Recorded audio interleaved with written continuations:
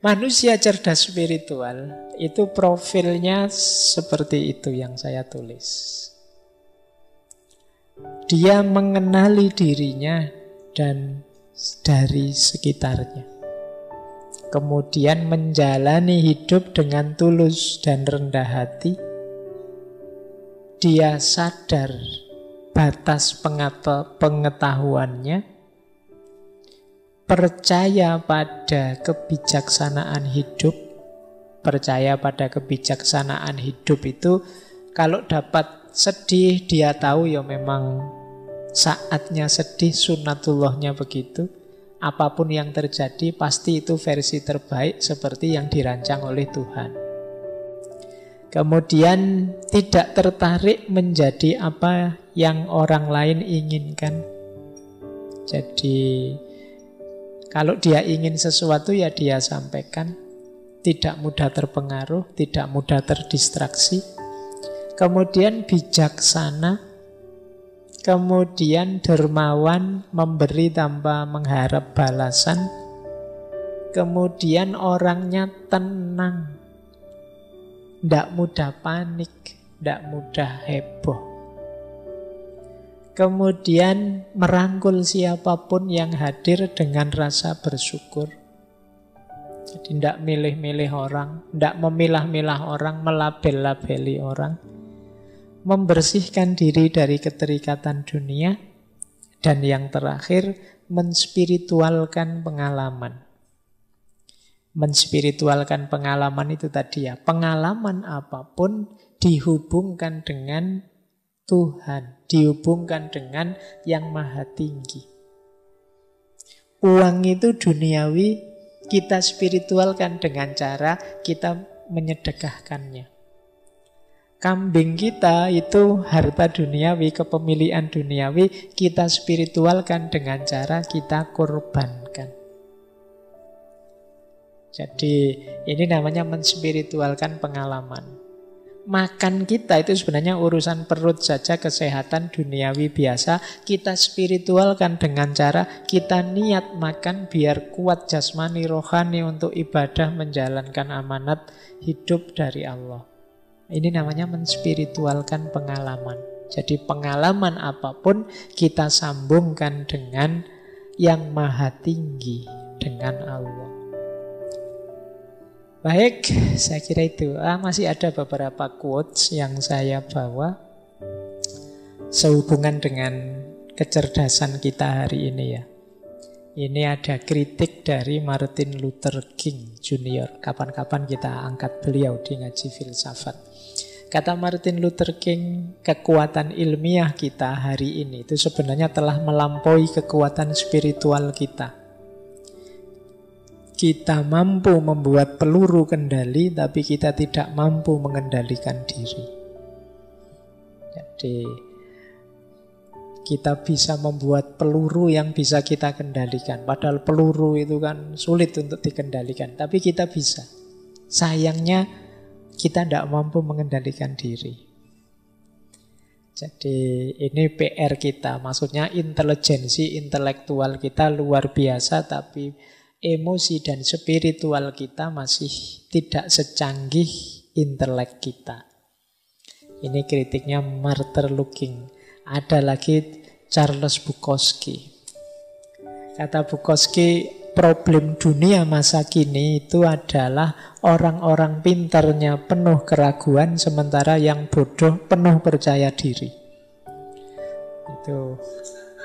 Ini masalah ini hari ini ya. Yang pinter-pinter itu ragu-ragu. Wah, saya ngomong gini ini nanti manfaat apa enggak, nanti menyinggung orang apa enggak. Nah, akhirnya enggak ngomong-ngomong sing pinter. Sing bodoh-bodoh ngomong terus dengan PD-nya apa wae di-share. Nah, ini problem ya, problem dunia masa kini. Orang-orang pinternya penuh keraguan, sementara orang-orang bodohnya penuh percaya diri. Harusnya yang pinter ya percaya diri, wong ada ilmunya. Yang bodoh, yang ragu-ragu, aku ini tidak ngerti apa pantas ngomong. Tapi sekarang kebalik. Baik, ada lagi quotes. Kalau ini filosof, menurut saya menarik. Agustinus. Jadi Tuhan seakan-akan tidak mengindahkan doa kita. Padahal Dia selalu siap memberikan cahayanya kepada kita. Bukan cahaya yang terlihat, tetapi cahaya intelektual dan spiritual. Namun kita tidak selalu siap untuk menerimanya. Karena kita menjauh dan mengabaikannya demi keinginan akan hal-hal yang sementara. Jadi Tuhan itu sebenarnya siap dan telah memberikan kita anugerah-anugerah yang luar biasa. Tapi sayangnya kita tidak siap. Kenapa tidak siap? Yang kita minta hal-hal yang biasa-biasa dan sepele. Sehingga apa? Wadah kita tidak cukup untuk menerima anugerah Tuhan yang luar biasa. Sehingga terus kita protes, ya Allah aku minta ini saja kok tidak dikabulkan. Padahal Allah sudah memberi yang jauh lebih luar biasa daripada yang Dia minta. Ini katanya Agustinus. Sayangnya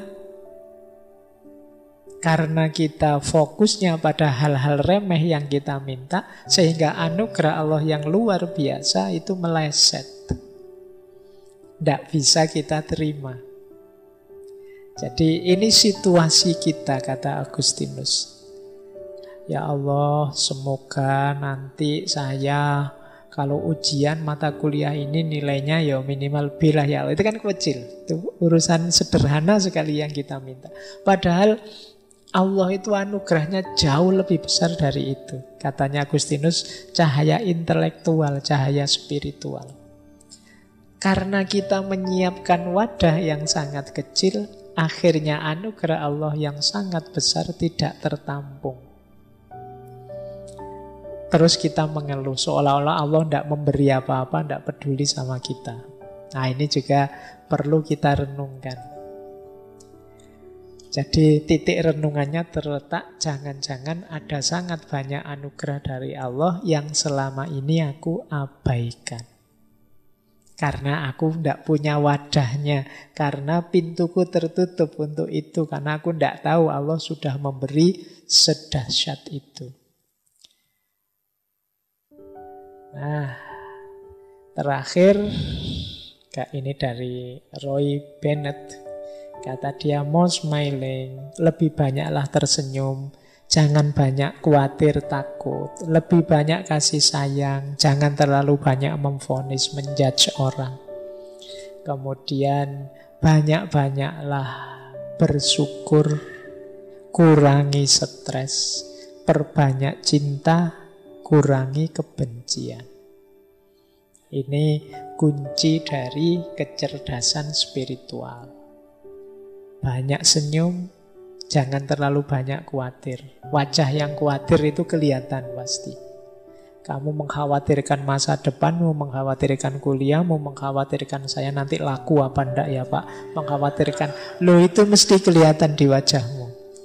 Mesti mengurangi senyummu. Perbanyak compassion, kasih sayang. Lebih fokus pada aspek yang membuat kita sama, kita sesama manusia, sama-sama hidup saat ini, sama-sama saling membutuhkan. Jangan melihat label-label yang berbeda sehingga memancing kita untuk memberi judgement, memvonis orang. Banyak bersyukur, jangan banyak stres. Terakhir, banyak cinta dan kurangi kebencian. Ini nanti menurut saya jadi kunci-kunci besarnya dari kecerdasan spiritual.